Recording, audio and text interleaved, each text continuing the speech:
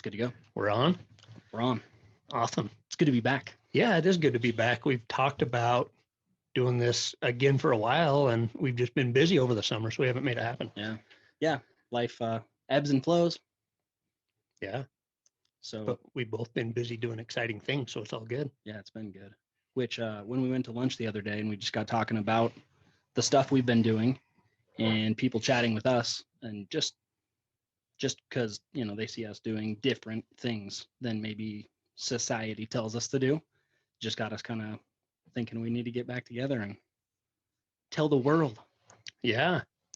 I kind of had, just as I was thinking about, us doing this, what are we going to talk about? I mean, we've talked about, since that conversation the other day, how there's like a flood of people kind of trying to find what it is that would help them have the ultimate lifestyle. I feel like I mean, it's kind of ripped the cover off of a lot of things that people maybe disagree with in their current situation or whatever. And so they're looking to improve their lives, which I think is awesome.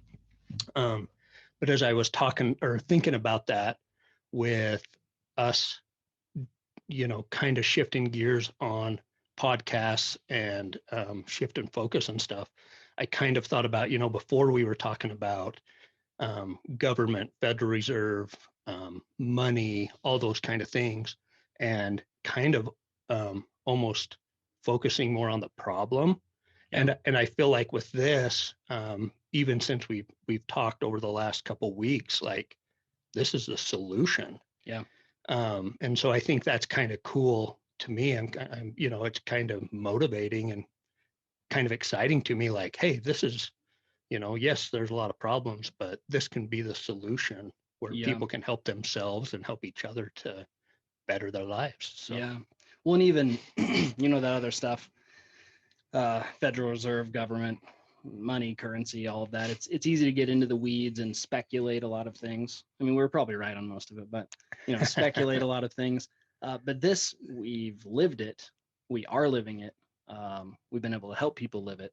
And it's there. It's quantitative. We know, not just what it can do for someone's financial future, but just their happiness and fulfillment right now. Yeah. Yeah. And I think, something that you said that kind of sparked off this whole thing the other day, I really liked it. You referred to, here we're at a point where, over the last couple of years, tons of people have been leaving their jobs for one reason or another. There's a lot of reasons behind that, but searching for something better. And so the other day in our conversation, you kind of referred to it that there was going to be a entrepreneurial revolution. And I think that kind of is what sparked this whole thing off. Like, hey, let's talk about entrepreneurship. Let's talk about self-reliance and how people can get to that point in their lives. So I think that it's awesome to think about that we could be on, like, there are people looking for that, and I think it is kind of a revolution that's going on. And I thought that was a good way to look at it when you brought that up the other day. It is interesting to see. I mean, obviously growing up, and we've had this conversation a lot just when we work together, go to lunch or podcasts or whatever. Society is go to school, get a degree, then go to more school, get a degree, get a job, work. And there's nothing wrong with that, if that's what you choose to do. The problem is a lot of people don't want to do that, but they feel that that's the only way. Now, even listening to other podcasts, there's people out there with doctorates and double doctorates, and they're like, look, if I could do it all over again, I wouldn't have gone. And it's not that any of that is bad. It's just you can do most of the things that you want to do without a degree. You have to get education, but that doesn't mean you have to go out and specifically get a certain degree. And that might be scary to some people, but it can also open up the doorway to anything you want to do, like really anything. Yeah. I was watching, I don't know, it was on Facebook or something, but have you seen, I think his name's Daniel Mack, like goes up to people that are driving like Lambos and stuff and asks them what they do for a living. No. Have you ever seen his clips? Uh-uh. Like I guess it's like huge on TikTok and Instagram or whatever. I don't, but just clips of it have popped up from time to time in my, in my social media stuff. Most of those, like he'll ask them like, hey, what do you do for a living? Whatever, and I mean, like they're in cars that are a few $100,000, whatever, and then he'll ask them sometimes, did you go to college? Yeah. And like a majority of them say either no, or I dropped out of college, which is interesting. Like, not that, I mean, just on the surface, you don't know that person's situation, if they inherited that money or whatever, Yeah. But to have that many people, say that, I mean, it's just interesting to think about. Like, most of the people I know that are super successful they very little college or none at all. Yeah. But yet our society almost shames people if they don't go to college. Yeah. Yeah. And I can see where that comes from. I mean, they wanted to have a metric. They're like, hey, if you get an associate's degree, then you've shown that you can do 2 years of dedication to make that happen. Well, now if you get a bachelor's degree, master's, doctorate, I mean, there's definitely, I want my doctor to have a doctorate. Like that's great. But if I could choose an ideal college to go to, it would be one that is teaching creativity. It's teaching that you can follow and reach your dreams. You can create a company, and it all comes down to value creation. So it's good to learn specific things, how to do 2 + 2 = 4. But at the same time, how do you create value for others? And that's really, I think, what this all comes down to. You've got all this craziness that's happening in the world. A lot of people are not satisfied and happy in their job. We do have an inflationary state that's going to make things harder and harder. Just housing, food, gas, everything that just kind of the essentials. It's going to cost more, but wages aren't going to go up that much. So we're in a conundrum. The only way to get out of that is to add value to others and transfer that value monetarily. Yeah. Yep. Yeah. I think that is probably the biggest factor in people leaving their jobs. Yeah. I think they're looking at, okay, my cost of living increase or whatever was 2% this year, or whatever it is. Well, we just had an inflation number that came out for October that was like, what, 8.6%? Crazy. Yeah. And so I think people are looking for other ways. And the cool thing about value creation, like you're saying, is those products, those services, those things increase with the rate of inflation. So if people are looking for a anti-inflation hedge, that's really the only way, is to start a business where you are selling things that keep up with the rate of inflation or exceed it, right? Yeah. But I think that just what you said there is probably the number one reason why people are. And I think it's interesting because in the media, and I've had this conversation with quite a few people actually, in the media, we're told that people are leaving jobs because they're just sitting at home getting government benefits. And I don't doubt that there is some of that out there. Probably is. I actually do not know anybody personally that's doing that. I don't either. But I have had tons of people come to me and say, hey, how do I start a business? People that have never, like even with our conversation the other day, that individual was like, 2 years ago, I thought I had security in my job. Yeah. Was one of his comments. And he's like, I don't feel secure anymore because my wage isn't getting me what it used to be, and I don't feel fulfilled in all these things.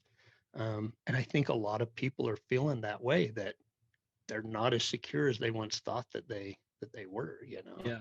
Well, and what's interesting is when you used to say security, it was that I would never get fired from my job. Well, he'll probably never get fired from his job. He's really good at what he does. Mm-hmm. But you start to look at the way things are going, and it might be a necessity that he breaks off. And that's kind of the scary part of it. You know, people might not be fulfilled, and then it's the money that breaks it. You know, we're lucky to be in a business where our employees and our coaches, they're very passionate about what they do. So we actually really try to pay as much as we possibly can to them, but it's not an insane wage. I mean, they can go somewhere else and make more money. They're just really passionate about what they do, helping people. So we're in a good industry. But you do something like, you know, police, they're in a tough spot right now. Firefighters, paramedics, really any like public service job is in a weird place right now. Yeah. And so, or medical, like any medical, you know, anything to do with that. And I mean, not to, you know, go down rabbit holes or whatever, but, you know, you got all these mandates that are coming out and people that they're just scared. There was a guy that I know, he showed me an email from a friend who has a job. I'm trying to be kind of cryptic about it. He has a job and they said, "What's your plan with the vaccine?" And he showed me the email and it was, "Look, I have some reservations and here's the list of reservations." And essentially it's, you know what, you have a reservation, I'm sorry, you're gone. Well, this guy who had an extremely secure job and making good money, he just doesn't anymore. Yeah. Now, he actually had a fulfilling job. Now you take the millions of people that aren't in a fulfilling job, we can fill that void. They can fill their own void. And that's something that we're not taught in schools, whether it's public school. I would imagine private schools teach it a little bit more. Universities don't teach it as much until you start to get the Harvard, Yale, those kind of places. Make your own job. Yeah. Make something that makes you happy and fulfilled, and you can set your hours. And there's people that they work 80 hours a week because they love it. And then there's others that work 20 hours a week, but they're able to add so much value that their life is, they're just living it how they want to. And people, anyone watching, anyone listening, no matter what, you can make any life that you want. It's totally up to you. And that comes down to victim mentality versus prosperity mentality. And I mean, we could go deep. We can go as far as we want. Yeah. Well, and I think like even right there though, people hear that, you know, oh, I can create any life that I want. And society still tries to extinguish that, you know, like, no, you have to work X amount of hours a week in order to be contributing to society or whatever, you know, or even trying to vilify people that are making a lot of money or whatever, you know. It's just so interesting. And even in universities, like, so I have a 4-year degree. I have a bachelor's degree, business oriented, and nothing against going to college or business or anything. Yeah. But very little of what I learned in business or in college applied to what I was doing in businesses, you know, or whatever. You know, it all came. I was lucky to grow up with, you know, in a family business that, I mean, I went to meetings and business stuff, and just my dad took me around everywhere. Yeah. You know, and so I think back to that, like invaluable. You know, how to talk to people, how to, you know, just negotiate, or how to, you know, just all this the stuff really. Compared to what I learned at college, that life experience is huge. Now, that being said, some people might not have that kind of an opportunity, you know, and so there's, you know, and maybe we'll get into this down the road, but tools and things like that people, if they haven't had, you know, a business background or upbringing or opportunities like that in their life, there's still so many resources, and we can, you know, later on go into that kind of stuff. But I just think that the traditional places that people look are breaking down. Like they're becoming irrelevant. I listened to a podcast. Well, it was just an interview. It wasn't really a podcast, but and this was just within the last couple months, but it was about two teachers. They were teachers in Colorado. Um, didn't love what they were. I mean, I don't know, maybe they did, but just wanted a change. And they saw a ad come. They're both avid fly fishermen. And that's kind of how I came across this. It was in a magazine or something, fly fishing magazine. They came across this ad or something that a well-known custom fly rod builder was selling his business, and just had put a blanket, kind of ad out there saying we're taking applications for whoever's going to buy this business. Yeah. And so they, like, no experience. No, they're like, hey, why not? Let's try it. Whatever, teachers have secure jobs, have families, whatever. They end up, going up to Montana, interviewing with this guy, and they get the opportunity to buy this business. And they're like getting interviewed, and the guy's like, that's incredible. You went from that to this. Like, how did you know how to do it? And how did you know what to do? And they're like, we had no clue. And they even had gone to school for business, I think, some of them, and studied business. And both of them were like, we've done everything completely opposite of what we learned in business school. Which was kind of interesting to hear. And I mean, in my own experience, I feel that same way. A lot of times it's not it's not what we're taught, and so it's interesting to think about college and things in that way. Are we really giving people the tools they need? I guess. I don't know. Sure. That was a long story. No, but it's great though to see. Yeah, a lot of things that we've learned just because you have knowledge doesn't necessarily mean that we're going to go put it into success. We measure success for the most part, at least Western civilization, as monetary gain. And we all want to have security, and we want to have longevity. We want to have prosperity. But just because we have the knowledge doesn't mean that we're going to go and create a life of prosperity. People will come and they'll, you've probably experienced this. People will say, hey, how do I start this? I'm like, I actually don't know how to start it, but that's not the right question. The question is, what's the life that you want to create? So we could go into all the details of, well, you need to start an LLC, and you need to decide whether it's going to be that or an S corp and this and that and that. Mm-hmm. That stuff's just going to happen. You're going to make that happen. Do it legally, morally, and ethically. It's all going to happen. But why do you want that? Like, why do you want the business that you want? Now let's start thinking about people. What do people want? How can I give them that value? If people are going to give me $120 a month for a gym membership, what am I creating? I want to make sure they're getting $200 of value out of it. That's tough to put a dollar value. But that's what it all comes down to. Yeah, it's like, it gets me excited. Then I don't really know what to say, because really, if someone's listening and they're going, okay, what's the steps? What are the steps? There are so many resources out there on what steps to start a business. None of it matters. Like, none of those steps matter, because they're going to happen. What matters is, how can you add value to others? And really, like, it'll just come back to you. Generous people happen to, in my experience, there's no scientific study here, generous people happen to make more money. The people that are the big tippers, the people that are out there secretly like, hey, don't tell this guy, but, pay for his gym membership, do this, do that. They're like the most prosperous people that I know. Yeah. Kind of goes against they're giving away so much. How do they have so much? Exactly. Almost like if we do the opposite of what we learned,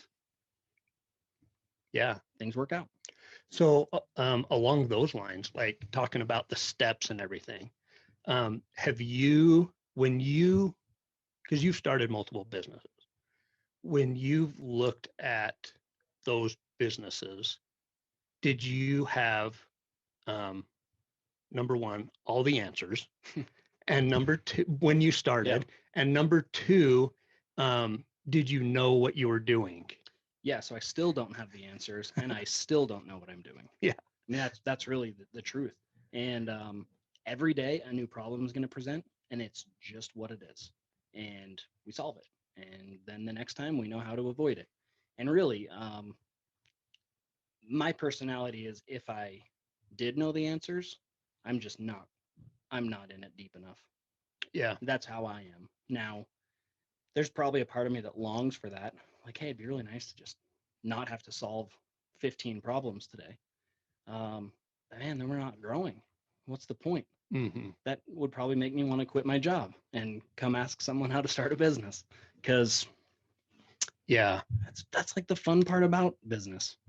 And you don't have someone telling you what to do except for customers, which is awesome because then you can shift your business model to them. Um, it's tough. Like it's way harder than when I worked full time for somebody.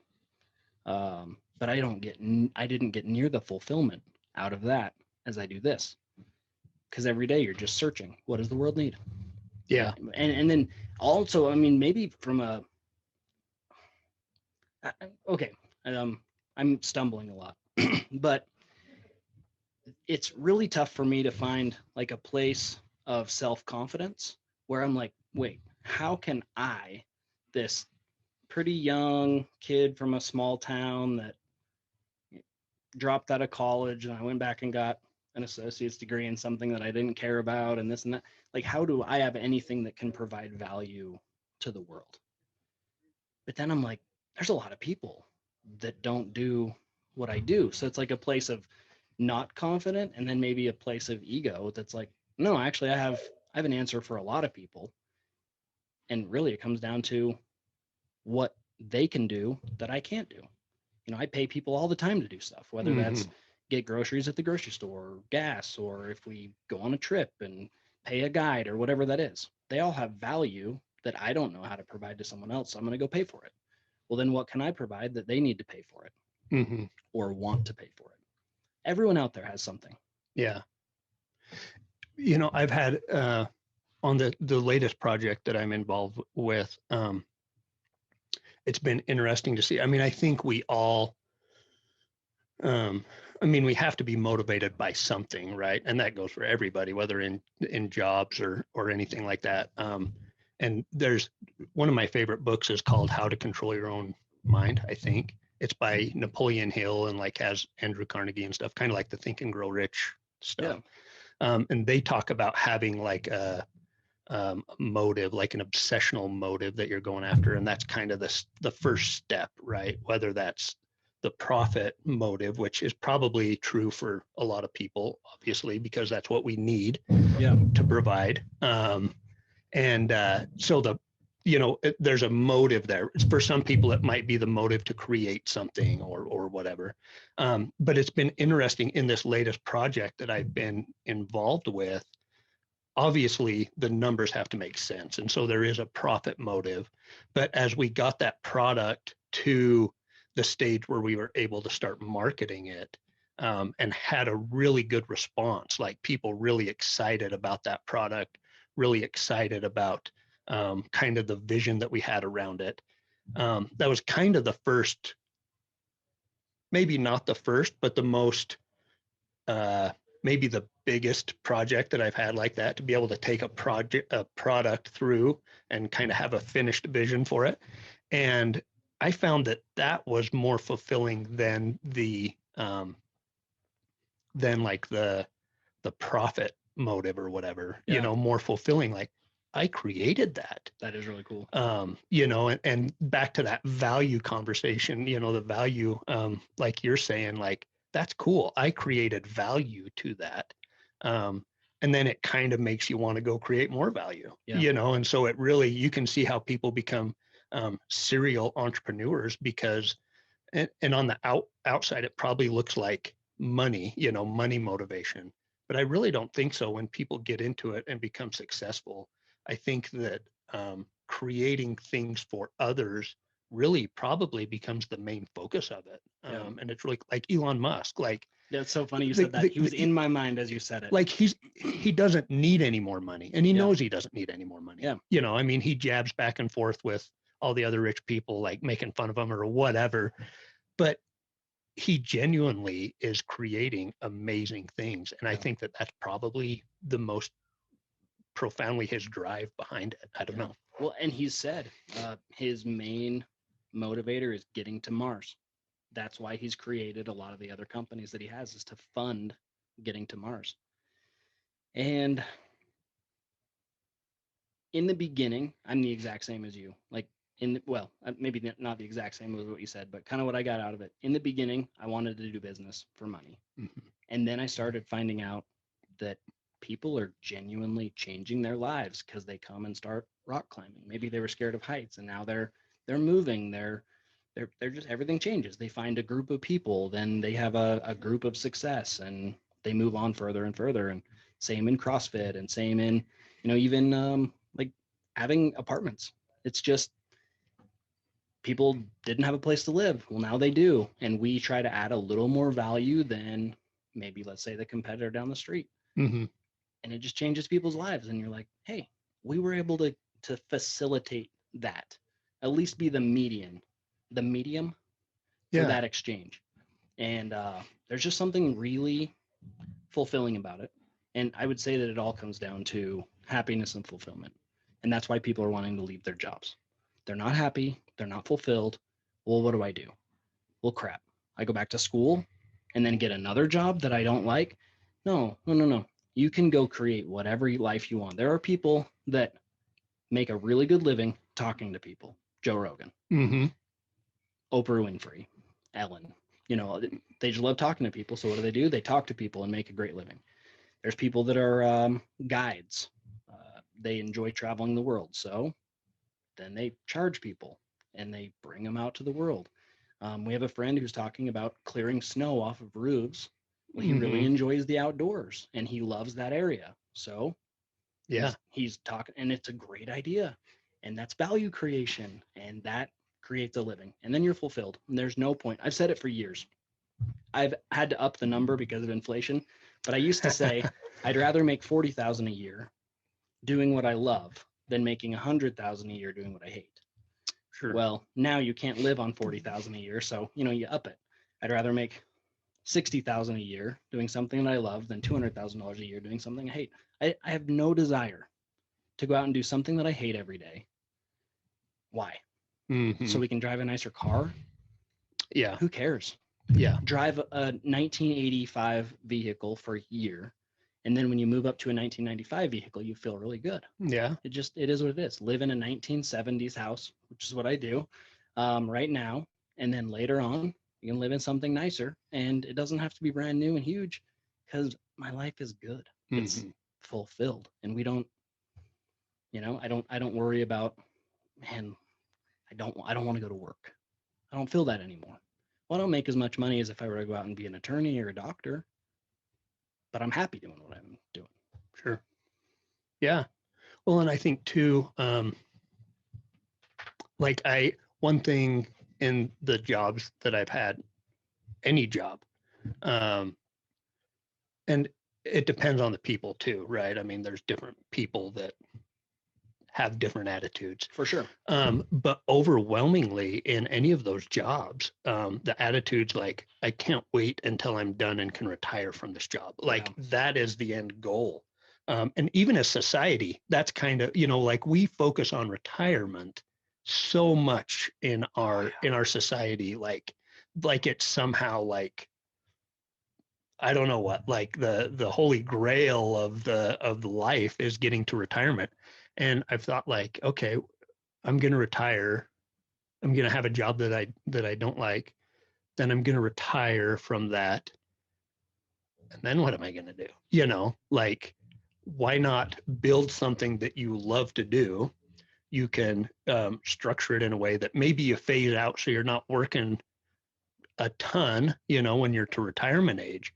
But I don't ever want to retire. I want to be involved in things that I'm passionate about until I die. Yeah. And so we think of that as like, oh, well, a business is strictly for money, and it's not. I think most of the people I know that are in business, like they're 80 years old and they're still going to work because they're fulfilled. It's something to do. Like, like they're set. They have plenty of money. Yeah. Like they could quit and go do whatever they want, but they don't. They want to create value.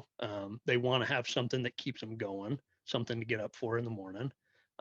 You know, and that's what I want. I want to have things that I'm excited about. If I get to where I'm not excited about one, well, I'm going to start another one. Exactly. Or if I'm excited about this one and I have more time and energy and something else seems exciting, well, I can start something else, you know, and kind of structure them so that I can be as involved or as little involved as I want to be. Yeah. To me, that seems like a fulfilling life instead of, well, I'm going to work at this. I hate it. I don't like the people I come to work with. The policies are stupid. Yeah. But I'm going to do it until I retire, and then after that, life will be good. You know, like that's rough for me to think. Okay, so that's like 20, 30 years of doing that. Like that's hard. Well, and who knows? We could die tomorrow. Yeah. So that retirement's really gonna suck. Yeah. You know, kind of like to do some things that I enjoy right now, because who knows? Or, you know, something happens to a kid or happens to a spouse, or man, no, you got to make the memories now. You got to do what's fulfilling now. And I think something that maybe it's an excuse, but I think it does hold people back is this belief that if everybody is doing well, it's impossible for everyone to do well. Mhm. That if I do well, I'm somehow taking from somebody else. And I think it's a completely false narrative. We live in the most prosperous time that has ever been on the entire earth. Obviously, there's poverty and there's bad things that I think we can get in and fix more so with entrepreneurialism than let's say larger government. We're more prosperous than ever, but there's more people on the earth than ever. There's plenty of prosperity to go around. But instead of the idea of taking from someone that has a lot to give to someone who doesn't, I think the idea is we need to raise everyone up who doesn't to know that they can go out and value create. I don't know how many mega geniuses there are that have just never had the opportunity to get out and make it happen, whether they were born in, you know, maybe a country that had very suppressive laws, or maybe a family that just taught them from a very young age that they're never worth anything, or whatever that is. But man, there's so much prosperity to go around. Yeah. Well, and I think, you know, back to the entrepreneur revolution thing, I think of, because that creates value. You know, jobs create value too. Some jobs don't. Yeah. You know, some jobs don't create value, I guess. But I was going to say like exponentiate. Is that a word? I don't know. Exponentiate. But I think that's what's exciting to me is, say there is a percentage of these people that aren't working or leaving their jobs or whatever, that are getting ready to go out and or are in the process of starting businesses and stuff right now. You know how much more prosperous we will be in the future. I mean, hopefully our government's growing at this, you know, exponentially too, which kind of they, in my mind, compete. You know, they're kind of competing heads in that. But I think it's exciting, because if we can get back to people becoming entrepreneurial, self-reliant, creating value for others, that's the American dream, really. That's what's made our country so great anyway. And so we really could have, even though there's lots of problems, you know, we've got debt, and I mean, it's just, there is lots of problems. But if there's any hope of us coming out of this, I think that's what could do it, is a huge boom of entrepreneurs and people that are thinking for themselves and saying, you know, I'm done with that system. I'm going to move into this other one where I'm creating stuff for others, creating my own lifestyle. I think it's really optimistic for the future. I think it's optimistic in multiple ways. So let's say 10% of the workforce goes out and starts their own thing. Well, now there's 10% of the workforce that is not filling those jobs. Well, what that does is then it makes the owners of those businesses or corporations have to innovate the job space. So I don't hire anyone who's not passionate about coaching, fitness, or rock climbing. Well, why? Because I want them to be happy. I don't want an unhappy employee. We have no problem getting employees, even in an industry that doesn't typically pay a ton to their people. Like I said earlier, like we pay as much as we can, and we're continually giving merit raises and different things as they grow and they learn. But There's typically, already that passion there. the passion's there. Mm-hmm. Well, if I work as a telephone operator, me personally, I couldn't do it. I'd go crazy. Well, if I'm going to leave and start my own work, something that I'm passionate about, it's going to force that owner to innovate that position so that they can find people that are passionate about talking on the phone. Yeah. Good for everybody. Yeah. It's good for the entire space. And I'd rather have more competition than less, because we don't think of competition as competition. We think of it as collaboration. How do we work with each other and grow this whole thing? Maybe I have a cartel mentality. Just work together and grow it all. Uh-huh. There's no point in, if someone's developing this property and someone's developing this one, they're not fighting against each other. The whole area is growing. Yeah. If there's a gym here and a gym there and they're not fighting against each other, you're helping the entire community to get fit. Well, and you're kind of, even though maybe there's a gym here and a gym there or development here, you're still unique. Like there's still people that would buy this property that wouldn't buy this property. So it's not, you know what I mean? It's not direct competition necessarily. Sure. It's creating more value, like it's creating value for a person that might not go to XYZ business or whatever, Yeah. So there's so much. I think people look at that and they're like, oh, well, there's already this many business of that kind of businesses in this area. Like that would never work. Well, maybe, there's definitely gets to be a point, but nobody can bring the new uniqueness that you as an individual can bring to that business. Nobody can put your spin on it. Yep. And so I just feel like there is room. And plus with the technology expanding that we have, like this metaverse, cryptocurrency, like I don't even understand most of it, but there is some major opportunities in that too for things that we don't even know exist yet. Yeah. That our kids understand way more than we do. Yeah. So I just think that it's an incredible time. It really is. And for everything that there is that's wrong in the world, there's a lot to be excited about. Yeah. Because I think anybody can, if you're unhappy where you're at, whatever it is you like to do, you can make a business. If you like to, this might have been a Gary V thing or something, but if you like to like knit sweaters for cats, yeah, you can probably make a living doing that. There's probably multimillionaires that knit sweaters for cats. Yeah. Like they have a YouTube channel or whatever cat sweater knitters do. I don't know, but like, so if that is an idea that is feasible, which it totally is, I'm not, oh yeah, there's probably anything. Yeah. Anything. It's cool. So it is cool. And value, I think, can also be exponential. So you hear of a lot of YouTube stars. They're like, I did this for 5 years before I ever pulled a profit. Now they're making $50,000 a month. They're like, I did it for 4 years. Well, they were adding free value for 4 years until they were able to grow that following, and then it goes big. So people do need to know and understand that just because you get into a business doesn't mean you're automatically going to start making money. And you don't have to jump in both feet first to make it happen. I've read and gone to a lot of seminars that are like, burn your ships and make it happen. And I'm more like, well, actually, start really small and make sure it's what you want to do. So it's okay to start a very small side business and grow that first, and then go, yeah, I am liking this. Let's hire someone. Hey, they're doing a really good job. I'm actually going to step away from my job now, and I'm going to work more into it. There's so many different ways. The sky's the limit. Like if someone wants to go make it happen, they can, and they can do it in almost any way that they can, in almost any fashion that they want. But it does need to happen. I think it is happening. And there's going to be this entrepreneurial revolution, and it's going to change everything. But people need to know that they can go out and make the change. Sometimes I'm like, well, why do I vote? It's not going to matter. Well, it does matter. It matters greatly. We might be told that it doesn't matter for other reasons. So You want to add value to the world, get out and add value to the world.